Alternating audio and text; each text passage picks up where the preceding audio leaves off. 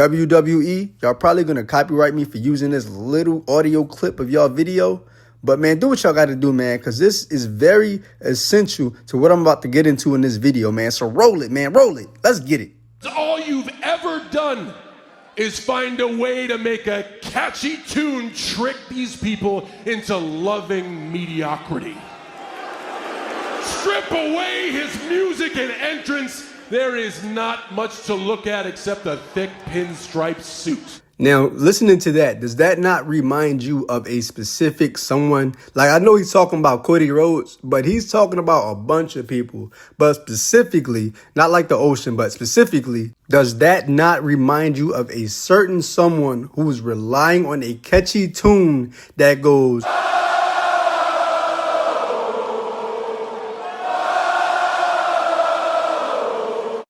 And that brings me to my point. Who is Seth Rollins? Who is this character? Who are you portraying? What are you going for? What are we supposed to get from all of these outfits? What are we supposed to get from all these different nicknames and these different additives to your theme songs like Burn It Down and Whoa and what was it before that? It's like it's always something new and different and new is not a bad thing, but when you don't have an identity and you keep changing before people realize or understand what you actually are, then there's an issue. But before I get into this, let me just say this first, because I know there's going to be some butthurt Seth Rollins fans out there, and they're probably going to miss the point. Seth Rollins is one of the best wrestlers from like actual wrestling ability and entertainment wise in the ring. He's probably one of the best wrestlers on the roster, on the WWE roster. Aside from like AJ Styles, I think Chad Gable's up there. He's real underrated. And that's pretty much it. Like just off top of like the best wrestlers. Charlotte Flair, and another underrated wrestler for me is Asuka. I don't know why she just doesn't get her flowers. Maybe because she's Japanese and she doesn't speak English or whatever the case may be. But I think she's one of the best wrestlers. Like not one of the best female wrestlers, but wrestlers. But back to Baby Joker. Mr. Seth Rollins, Seth freaking Rollins, the architect, the Beast Slayer, the Monday Night Messiah, the Visionary, the King Slayer, and every other name in between. Who is this guy? What does any of that mean? When Seth Rollins like left the Shield and found his identity, that was probably the best version of who he was going to be going forward until maybe after he fought Triple H at WrestleMania, whatever year that was. I feel like that was when he kind of plummeted. It was like, where do you go from here? You won the championship. You beat one of your biggest rivals to date. Where do you go from here? And he kind of just went south after that. And to be honest, in a sense, I feel like the same thing happened with Roman Reigns, but that's another video. Look forward to that. That's coming soon. But after he fought Triple H, it was just like there was nothing there, you know, like when he was a heel with the authority and all that jazz, he was the chicken heel. He was the coward. He had J&J security. His theme song, we were still getting used to that. It was there for a little bit. He had the Money in the Bank. He had the U.S. title. He had the feud with Cena. He had a feud with Randy Orton. He had a feud with Sting. And everything was just going great, man. I mean, he was killing it back in the day. Even like, I remember the J&J security segment where he had his foot on Edge's neck, where he was still retired. And it was a whole thing of if he could ever wrestle again, his neck was surgically repaired. And Cena was on the ramp and he was threatening him like it was a hostage situation. And Rollins ended up saying, hey, I'm going to kill him anyway. And they had their whole feud. Like, that was one of the most memorable moments from Seth Rollins' career that I can say, yo, Seth Rollins was a good character. But ever since like 2016, I could be wrong on the year, but his stock has just plummeted, bro. Like, who is this guy? He has just been having different changes left and right. Like the whole Burn It Down thing added to his theme song. That was probably one of the first things I've noticed. And that was pretty cool. Everybody liked this. Everybody likes to participate. And it was a good like soundbite. Burn it down. Like, and now everybody and their mom got a whole soundbite before their music starts. But that was a good change. Okay, it was cool. It added something to your music instead of having generic rock drum sound. You know, it wasn't really anything crazy, but it was cool, and it was something subtle, and it worked. But since then, he became the Monday Night Messiah, and it's like, what is this gimmick? where did it come from? It just started one week. It's not like Matt Hardy where he bumped his head and it became the broken gimmick and he changed his hair up a little bit and his costume changed because it was based off of his new mental state because he bumped his head. Everything just changed for him. Something snapped when he hit his head. But Seth Rollins is just one day, you're just the Monday Night Messiah and you're just playing this weird quasi Jesus wrestling condescending cult leader Monday night. What is the Monday Night Messiah? Who are you? What is this? Where did this come from? You just woke up one day, came out a different person. Why? It made no sense. And then you had Buddy Murphy and somebody else. I can't remember who the other guy was, but it's like now you're just this cult leader. Like Bray Wyatt already did this already. Like, what is this? CM Punk did this with the Straight Edge Society, like in 2007. Like, like this is weird. Like, what are you doing this for? Like, at least that was a part of Punk's gimmick. He came in straight edge. Like, hey, I don't drink, I don't do drugs, wrestling is my addiction. And then that ended up being what his persona was. That was his gimmick. The straight edge society. Come over, I can convert you to not drink and do drugs. And hey, to prove yourself, shave your head and join me, and I can be your cult leader. And that made you look at Punk like, whoa, whoa, why I gotta shave my head? Everybody gotta shave our head. But you get to keep that dirty, greasy, oil slick back hair that looked like it just got done cleaning a McDonald's bathroom, like dirty mop head. Like it was just like, what? Yo, who is this guy? Like, if I want to snort a line off of a hooker's back, bro, that's my business, dog. Like, I can still like wrestling too. And it made you just want to boo him. Like, yo, boo this guy. Like, yo, stop following him, Serena and Luke Gallo. Like, yo, y'all can do better than this. But Seth Rollins is like, who is this guy? Whose man's is this? You just kind of woke up one day and just decided to be condescending and annoying. And it just didn't work. I didn't understand it. I don't think anybody else did. It was just kind of a thing, a period in time that happened, something that happened in the metaverse that will be never spoken of again because you never see them ever speak about that again. Nobody ever goes back and says, damn, remember the Monday Night Messiah? Because nobody really cared.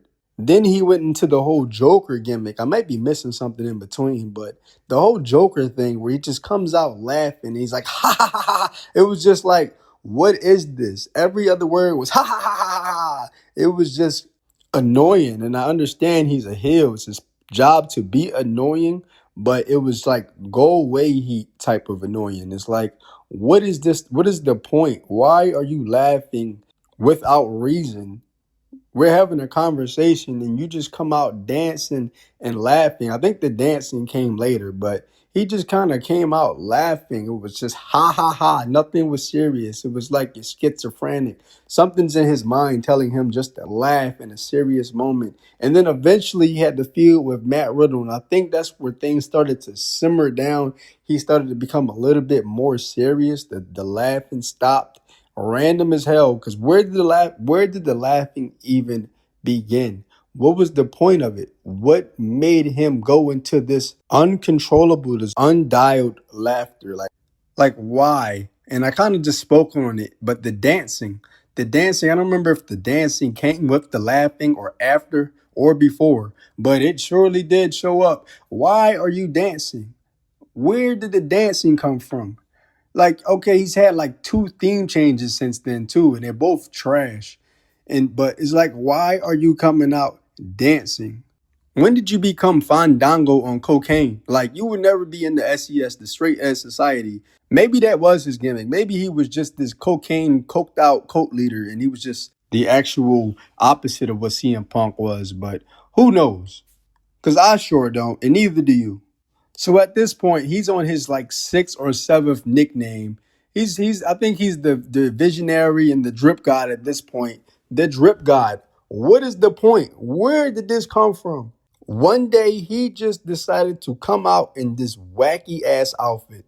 And he just never stopped. One day he just did the purest form of crystal meth, and he just raided Lady Gaga's closet. Because what is this? One day you're dressing like an oven mitt. The next day you're dressing like a transformer. The next day you're in your wife's closet.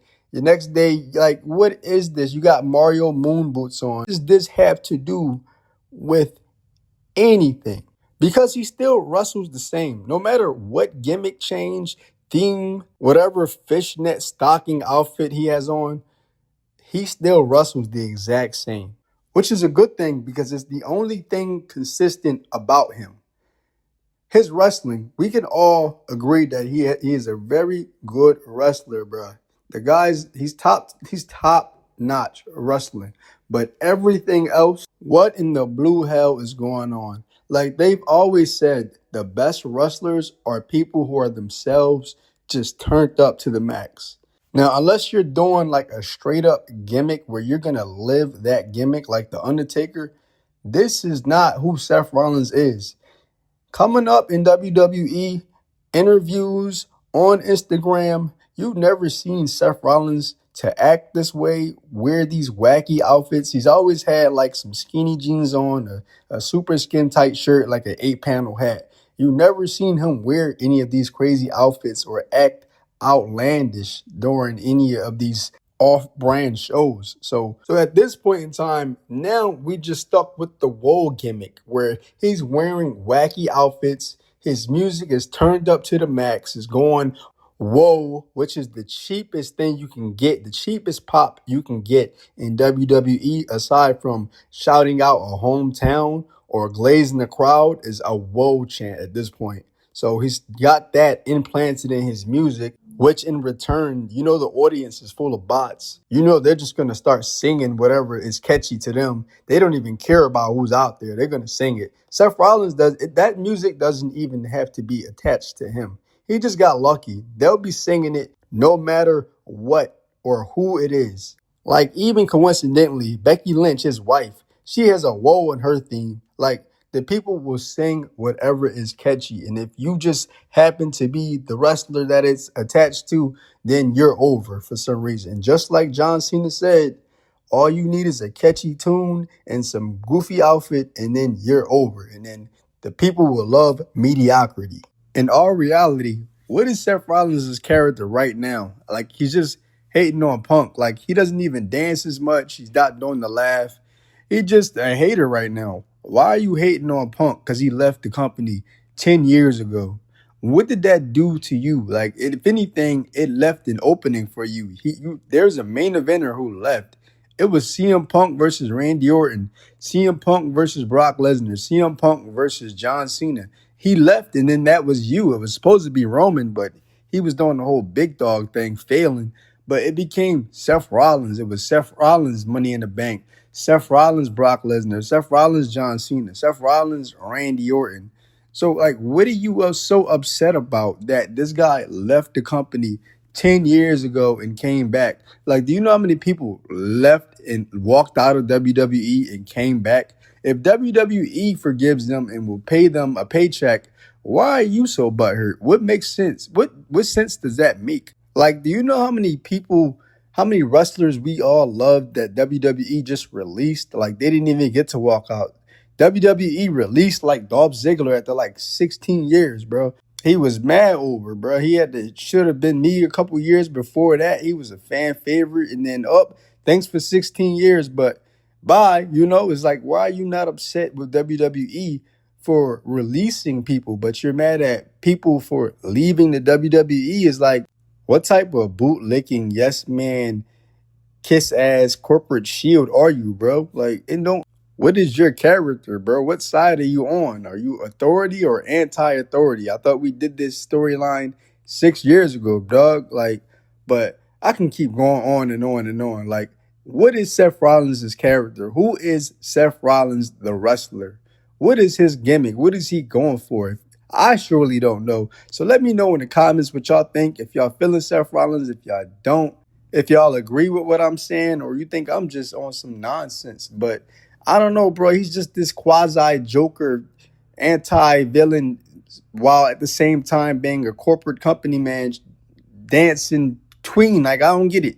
But man, get down in the comments, like, subscribe. Let me know what y'all think, man. Let's talk some wrestling.